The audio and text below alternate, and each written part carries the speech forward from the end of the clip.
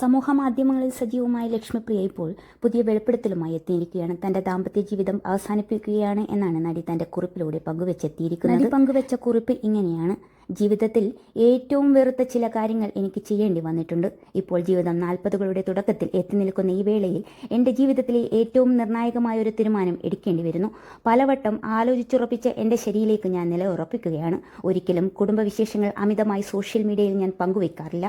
ജീവിതം അതിൻ്റെ സ്വകാര്യത നിലനിർത്തുമ്പോൾ തന്നെയാണ് ഭംഗി എന്നാണ് എൻ്റെ വിശ്വാസം.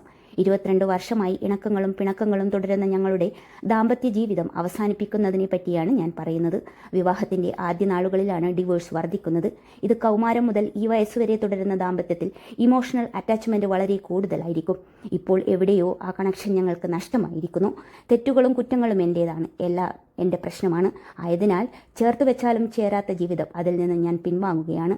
ഞാൻ സ്വപ്നത്തിൽ പോലും അദ്ദേഹത്തെ പിരിയുമെന്ന് കരുതിയിട്ടുണ്ടായിരുന്നില്ല. ആരംഭത്തിന് എല്ലാം അവസാനവുമുണ്ട്.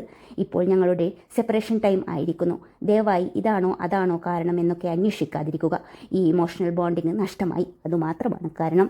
ഞങ്ങളുടെ സ്വകാര്യത, മകൾ ഇതെല്ലാം മാനിക്കാൻ അപേക്ഷിക്കുന്നു.